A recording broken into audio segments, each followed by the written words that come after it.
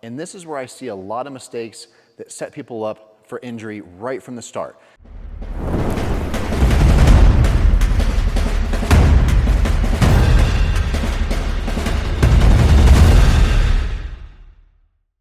Now that we've learned how to approach the bar, get the bar positioned correctly on your back, now let's talk about actually picking the bar up. And this is where I see a lot of mistakes that set people up for injury right from the start. Again, you've heard me talk about, I never want to see a staggered stance, one foot in front of the other when you come underneath the bar.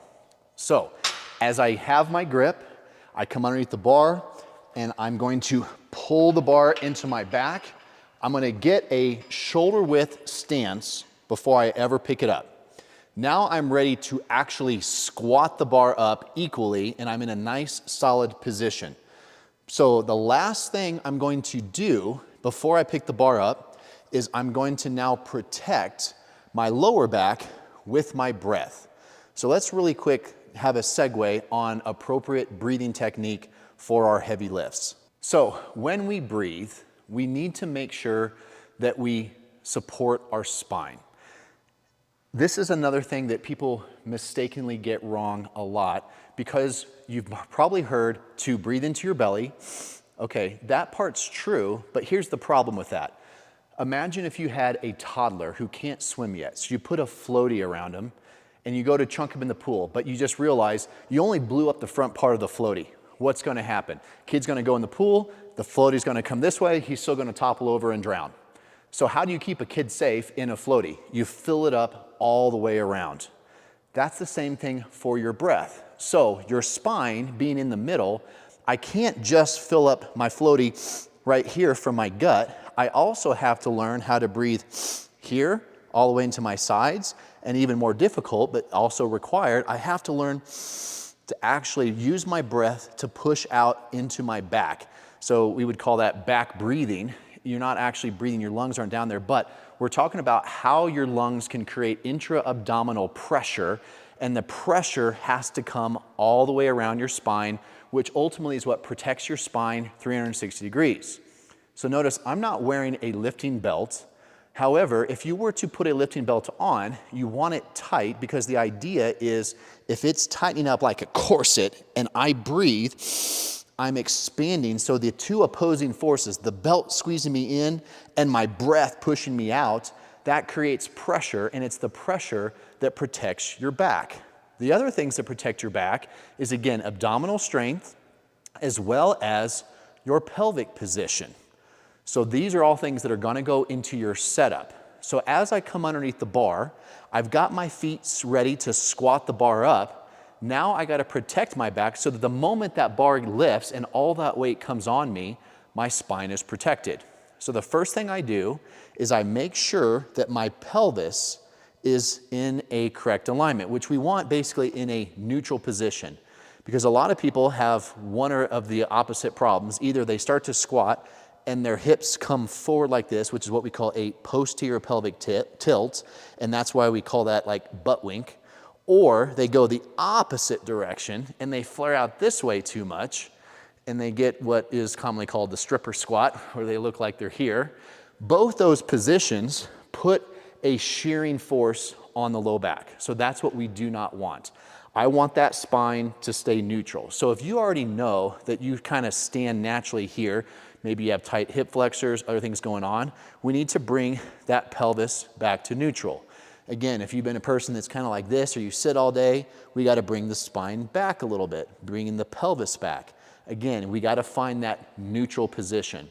But once I find that neutral position, now I'm going to lock it in with my breath. So again, I like to breathe in through my nose. I find I can get better abdominal pressure by taking in a good deep breath. Now, when I exhale, a lot of times I might blow it out from my mouth. Again, we have a whole breathing tutorial on some of the differences, but for this application, I always breathe in my nose, and I want you to think you have that belt on 360 degrees. We have to learn to push pressure forward, side, and back. You can see I can literally push my thumbs out with my breath all the way 360 degrees. Once I take in that breath, I'm ready to stand up with the weight. Now understand, the moment you exhale, all that pressure goes away. So as I stand, I'm gonna hold the breath until I've taken the bar off the rack and I'm ready to squat. At that point, I will exhale, I will inhale again, and then I will go into my squat. So I'm gonna show you what that looks like next. All right, now it's time to get the bar out of the rack. So I've got my hand position, I'm coming underneath the bar, I'm going to lock the bar with my lats, my feet are shoulder width apart. Now I'm gonna find my neutral. Okay, that's too much this way, that's too much this way. Boom, there's my good neutral pelvic position. Now I'm gonna find my breath. So again, breathe all the way 360 degrees. You can get better by, like, notice I can hold that breath and talk, but that's when you do this, don't be talking to your buddy. So breathe. Now I'm ready to stand up. When I stand up, I'm gonna squeeze my butt and I'm gonna stand up by pushing the floor away with my glutes.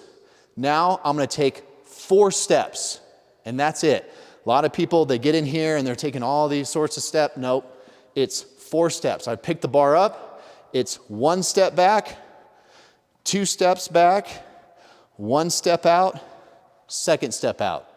That's where I get my squat stance. And as far as what kind of squat, if I don't have to squat as far out or move my feet as far out, if I'm doing more of the quad squat, if I'm doing more of the glute squat, then I want my feet wider. So once again, I've got my foot position. My lats are locked in. Found my pelvic position. Breathe in. Stand up from my glutes. 1, 2. Now, again, I'm starting with shoulder width stance. If I'm going to my quad stance, I might only go that far. That's not very far. If I'm going to my wide stance, I might go 1 wide, 2 wide. And now I'm ready for my next one. But once I have my foot position, I'm going to exhale to catch my breath. Inhale again. Now I'm ready to start my squat. So when I go to squat, let's say I'm already in my wide stance position. Again, my lats are locked in. My head is neutral. So here's another thing, head position. Sometimes people tell you to look up. Okay, I don't like that. Why? Because it's not natural for my spine. If I look down, my spine goes this way too. So I just look straight ahead. And as I squat, if I'm in a wide stance, I'm probably gonna have a little bit more of a forward lean, which means my eyes follow that. So my spine and my head are still straight. I'm not doing this, because again, that's not normal. So if I'm down here and I start to come up, if I think about lifting my eyes, again, my chest wants to come up, that's okay. But I don't want you here with the head. I want you to keep a neutral head position. So once again, I'm in my position, locked in lats, neutral pelvis, my head is neutral, locked in, breathe, glutes, 1, 2, 3, 4, exhale, inhale. Now I start my squat. We'll go into our squat form, but I go down, I go up. I do not exhale until I'm back up because, watch this, if I inhale, and then I'm coming up, and I lost that breath, I just lost the pressure on my spine. Recipe for injury, don't do it. Breathe in, down, up. Now I can exhale, inhale, down, up, exhale. Now, when it's time to go back into the rack, this is another area where people fail. Because now I'm tired, I'm done. People want to get in the rack, so they'll take 1 step forward. They might hit here and oop, I just missed the other side. Or if I step with my right foot forward, people will, oh, I got it. And now, oops, now they missed, all the weight goes crashing. So the correct way, I finished my last rep, my feet reverses. So I took 4 steps out, I'm gonna take 4 steps in, foot in, walk, walk. Now, instead of going down right here, see how I can still miss? I want you to intentionally slam the bar forward. That's why that's there. I know that I'm there, and I squat the bar down. I never want to see a 1 foot lean, because if you have heavy weight and you miss, good chance of injury, or at the very least, you're going to be really embarrassed in the gym because all your weight's going to go crashing. So again, bring your feet back in, take 2 steps forward, slam the bar, that's why these pads are here, and then squat it down. That is how you return the bar safely, like a professional, in the gym.